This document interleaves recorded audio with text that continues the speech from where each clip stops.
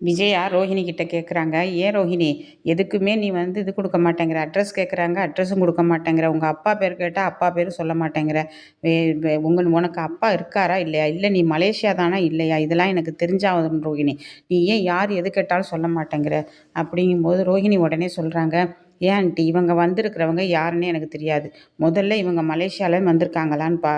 தெரியுமா உங்களுக்கு அப்படிங்கும்போது, அவன் தான் முத்து தான் சொன்னானே, முத்து தானே சொன்னார், யாரையாவது ரோட்டில் போகிறவர் அழைச்சிட்டு வந்திருப்பார் முத்து, அப்படி இருந்தால் உங்களுக்கு தெரியுமா ஆண்டி, இவரை நம்பக்கூடாது ஆண்டி, இவர் நமக்கு எப்போதுமே ஆப்பு வைக்கிறதுக்கு தான் நிற்பார், அதெல்லாம் இல்லை ரோஹிணி, அவங்க மலேசியாக்காரவங்க தான், பார்த்தாவே தெரியுது, நீ தான் தயங்கிற, உண்மையை சொல்லு என்கிட்ட, உங்கள் அப்பா இருக்கிறாரா, நீ மலேசியா தானா, இல்லாட்டி எந்த ஊர் நீ, அதை சொல்லுங்கும்போது, இது இந்த மாதிரிலாம் கேட்காதீங்க ஆண்டி, எனக்கு பிடிக்கல நீங்கள் பேசுகிறது, அவங்கள முதல்ல வெளியே அனுப்புங்க அப்படிங்கும்போது, என்னடா இப்படி பேசுகிறா இவ அப்படிங்கும்போது, எனக்கே புரியலம்மா அப்படின்னு மனோஜ் சொல்கிறாரு. இங்கே வந்து என்ன பண்ணுறாங்க, மீனா வந்து தடபுடலாக விருந்தெல்லாம் வச்சு அவங்க சாப்பிட்டுட்டு கிளம்பி போயிடுறாங்க. அப்போ அண்ணாமலை சொல்கிறாரு, ஏண்டா அந்த 30,00,000 ஓடினால எடுத்துக்கிட்டு ஓடினால மனோஜ் காசு, அவனை தேட சொன்னனே என்னடா ஆச்சு, பார்த்துக்கிட்டு தாப்பா இருக்கிறேன், அந்த ஏரியாலேயே ஒரு ஆளை வச்சுருக்கேன், நான் ஆளை வச்சு அவன் எங்கேயும் வந்தானா போனானா வந்தானான்னு கேட்டுக்கிட்டு இருக்கேன், இப்போ ஒரு குழு கிடச்சிருக்குப்பா, என்ன குழு அப்படின்னு கேட்குறாங்க. உடனே விஜயா, அது உங்ககிட்ட சொல்லணுமா அவசியம், நீங்கள் உங்கள் வேலையை பாருங்கள், உங்கள் புள்ள தானே தொலைச்சான் பணத்தை, உங்கள் செல்ல பிள்ளைய போய் செல்ல பிள்ளையும் செல்ல பிள்ளையோட பொண்டாட்டியும் கொண்டு போய் தேட சொல்லுங்கள், நான் ஒன்றும் அவசியம் இல்லை, எனக்கு அப்பா சொன்னாரேன்னு ஒரே காரணத்துக்காக தான் நான் செஞ்சுக்கிட்டு இருக்கிறேன் அப்படின்னு சொல்லிட்டு வெளியில் போயிடுறாரு முத்து. இங்கே என்ன பண்ணுறாங்க, ரோஹிணி நித்யாவை தேடி போகிறாங்க. நித்யாவை தேடி போகும்போது அங்கே நித்யா வந்து என்ன சொல்கிறாங்க, ஏண்டி பொய்க்கு மேலே பொய் சொல்லிக்கிட்டு இருக்க, ஒரு பொய்யை மறைக்க நீ நிறைய பொய் சொல்கிறடி, அதுக்கு ஆரம்பத்திலே நீ மனோஜ்கிட்ட உண்மையை சொல்லியிருக்கலாண்டி, உங்கள் அப்பா வந்து மலேசியாவில் இல்லை இங்கே ஊரில் தான் இருக்கிறாரு அப்படின்னு சொல்லியிருக்கலாண்டி, நீ வந்து இதெல்லாம் சொல்லியிருக்க தேவையில்லை, அவங்க கேட்டாங்களா உங்கள் அப்பா எங்கே இருக்காங்க, நீ எந்த ஊர், நீ மலேசியாவும் இந்த ஊருன்னு சொன்னால் உன்னை கல்யாணம் பண்ணிக்க மாட்டாங்களாடி, நீ தப்பு மேலே தப்பு பண்ணிடுற, இப்போ பாரு இதுக்கே இவ்வளவுண்டா, நீ இன்னும் வந்து உனக்கு கிறிஸுங்கிற ஒரு குழந்தை இருக்குது, உங்கள் அம்மா தான் அது மீனாக்கு தெரிஞ்சவங்க அப்படின்லாம் தெரிஞ்சால் என்னடி பண்ண முடியும், அது வந்து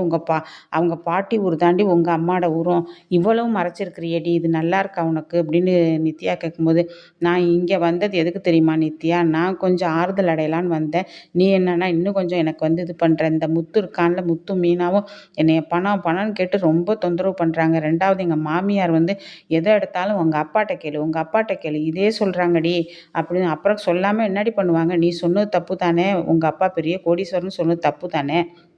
அப்படின்னு சொல்கிறாங்க. இங்கே உட்காந்து பேசி இருந்துட்டு ரோஹிணி திரும்பியும் வீட்டுக்கு வருது. வீட்டுக்கு வந்த மனோஜ் சொல்கிறாரு, இப்போ என்ன பண்ணுறது ரோஹிணி, 30,00,000 போச்சு பணம், இப்போ கடையும் போச்சு, இப்போ என்ன பண்ணுறது, இதை என்கிட்ட கேட்டால் நான் என்ன சொல்கிறது, அப்போவே நான் உன்ட்ட என்ன சொன்னேன், 3 கோடி ரூபான்னு சொல்லும்போதே யோசனை பண்ணி வாங்கன்னு நான் சொன்னேன்ல உன்ட்ட, எங்கே சொன்னேன் ரோஹிணி, மீனா தான் சொன்னா, நீங்கள் பணத்தை கொடுக்க போகும்போது தடங்கலாக இருக்குது, பணத்தை கொடுக்காதீங்கண்ணா, ஆமாம் அவள் பெரிய மீனா, அவள் ரொம்ப நல்லவ பாரு, அவள்லாம் பொறாம பிடிச்சி போய் அலையிறா, அவள் சொன்னது கரெக்டு தானே ரோஹிணி, இப்போ என்ன அவளுக்கு சப்போர்ட் பண்ணுறியா, நான் யாருக்கும் சப்போர்ட் பண்ணலை ரோஹிணி, அவள் சொன்னது இப்போ நடந்துருச்சுல, நம்ம வாங்கும்போதே அவள் வாய் வச்சுட்டா, அதான் இதாகிடுச்சு, அப்போ அவனை தேட பார்ப்போம் ரோஹிணி, நீனும் தேடு நானும் தேடுறேன், நான் எங்கே போய் தேடுறது அப்படிங்கும்போது, ஒன்று செய் ரோஹிணி, உங்கள் அப்பாட்ட ஒரு 30,00,000 கேட்டு வாங்கு, நம்ம வந்து அந்த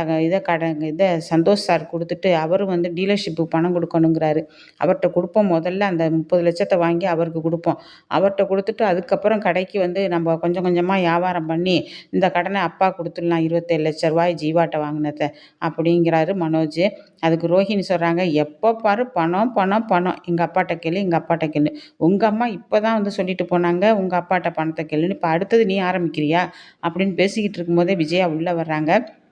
உள்ளே வந்து சொல்கிறாங்க, ரோஹிணி என்ன யோசனை பண்ண நீ அப்படின்னு கேட்குறாங்க. எதை ஆண்டி சொல்கிறீங்க, இப்போ சொன்னல உங்கள் மாமாவுக்கு ஃபோன் அடி, இல்லாட்டி உங்கள் சொந்தக்காரவங்களுக்கு யாருக்காவது ஃபோன் அடி, ஃபோன் அடித்து உங்கள் அப்பாவை காண்டாக்ட் பண்ணப்பார் அப்படிங்கும்போது, எங்கள் சொந்தக்காரவங்கெல்லாம் ரொம்ப புவர் ஃபேமிலி